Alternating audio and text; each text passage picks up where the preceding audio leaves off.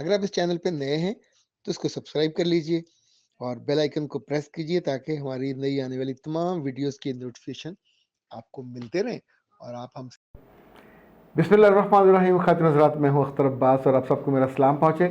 अब मिस अली ने कहा है कि सर मेरा मसला बहुत अहम है, सब मसलों से अहम है, सबको रोक दें और मेरे मसले का जवाब दें।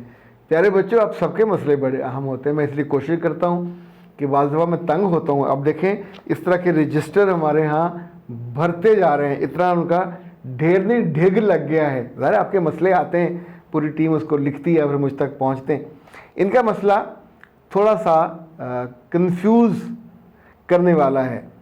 वो कहती हैं कि मैं अच्छी हूँ, खूबसूरत भी हूँ, प्यारी भी हूँ, मेरी दोस्त फौत हो गई है, उसकी 2 साल की बेटी है और मैं जो कि उनके घर आती जाती थी तो उसके मियाँ ने मुझे ज़रा जेहन में रखा होगा, तो अब उनकी तरफ से रिश्ता मेरा आया है।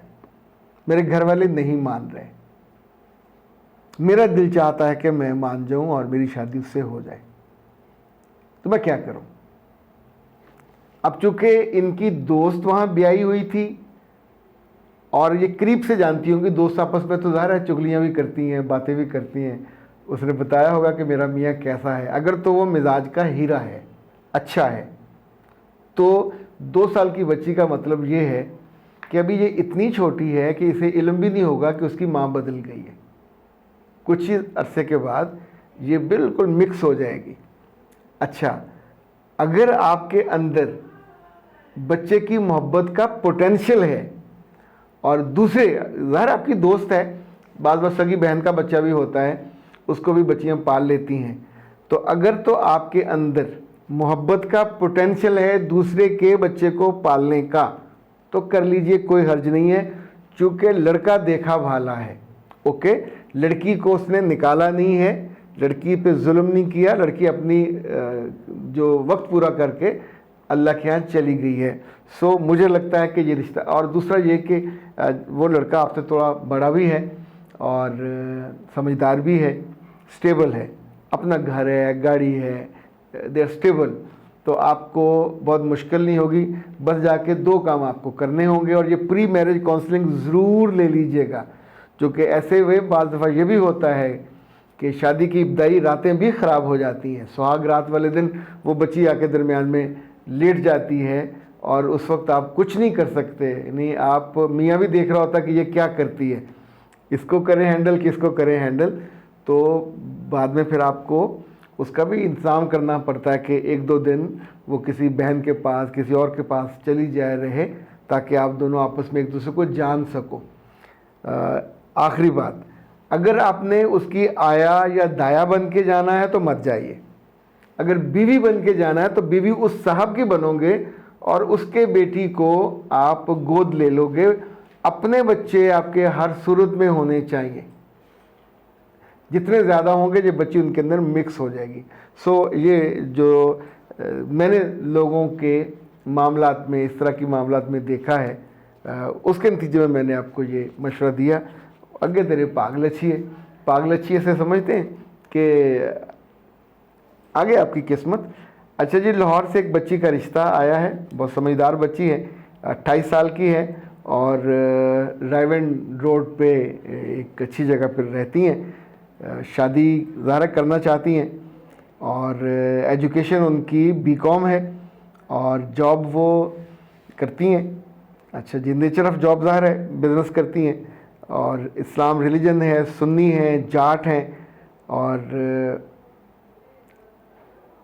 जो फैमिली है उनकी, उसमें 2 भाई हैं, 2 बहनें हैं और मैरिड हैं, एक मैरिड हैं। ख़ुद अच्छी समझदार हैं, कंपोज्ड हैं और ख़ुद को अच्छा कैरी करती हैं। यानी मेरे पास तस्वीरें उनकी आई हैं, शी लुक्स गुड। और जो इनकी उम्र से थोड़े आसपास हों, क्योंकि आइडियली जो भी लड़की की उम्र हो उससे 5-6 साल ज़्यादा होना ज़्यादा मौजू होता है और अच्छा रिश्ता ये बन जाता है। तो आप ये कर लीजिए रब्ता मैच मुबारक से 0332 946 8746 033274684746। तो आप इनकी डिटेल ले लीजिए, अपनी डिटेल भेजिए।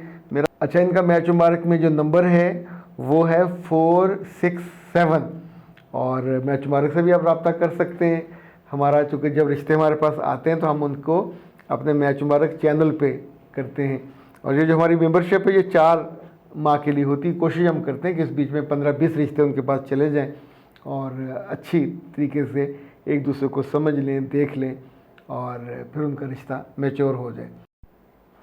अच्छा जी, 2 बड़े मज़े के कमेंट हैं। एक तो ये नौजवान है आलिम साहब, वो कहते हैं कि सर मुझे भी अकेला रहने की आदत है, मैं 5 वक्त का नमाजी हूँ और मैं गुनाह नहीं करता, यानी जो पर्सनल गुनाह अकेले में करते हैं, लेकिन मुझे लोग मुनाफिक लगते हैं, मैं लोगों से मिलना नहीं चाहता, इसलिए मैं अकेला रहता हूँ। 90% लोग मुनाफिक होते हैं और मुझे उनसे मिल के दुख होता है, तकलीफ़ होती है, इसलिए मैं अकेला रहता हूँ।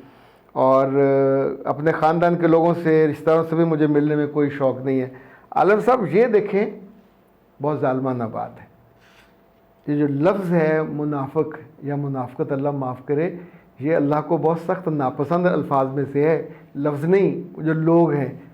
अच्छा, उनके ईमान पे उनकी मुनाफिकत कहा जाता है। ये जो हमारे बारे में थोड़ा सा मुंह पे कुछ पीछे कुछ, इनके बारे में इतना बड़ा फ़ैसला इंसानों को नहीं करना चाहिए, वरना क्या करेंगे आप, जंगलों में निकल जाएंगे। यानी हमारी ज़िंदगी में, कॉलेज में, स्कूल में, यूनिवर्सिटी में हमारे दोस्त, टीचर, जानने वाले 100 में से बहुत दफ़ा बहुत बड़ी तादाद होती है हमारे सामने बिल्कुल ठीक होते हैं, पीछे बातें और करते हैं। असूलन उन्हें नहीं करनी चाहिए, लेकिन इस वजह से दुनिया तजी नहीं जा सकती कि दुनिया तज दे मैंने लोगों से मिलना नहीं है, चूँकि ये मुनाफिक हैं। मुनाफिक का फ़ैसला करना और उस बड़े पेडेस्टल पे बैठ के, तो फिर तो आप ज़िंदगी भर मेरे बच्चे अकेले ही रहोगे, अकेले खाओगे, अकेले जियोगे, अकेले फौत हो जाओगे।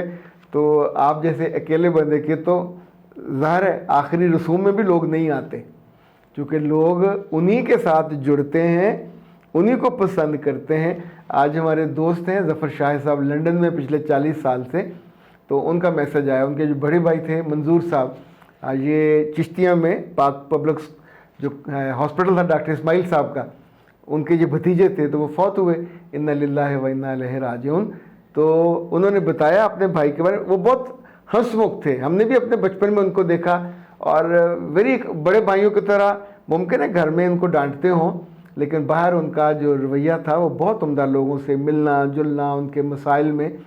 और बता रहे थे कि उनके जनाजे में इतने लोग थे। और अच्छा, ये गवाही होती है, 40 से ज़्यादा गवाहियाँ मिल जाएं जनाजे में तो बंदे का, हदीस के अल्फाज हैं, आपका पार हो जाता है।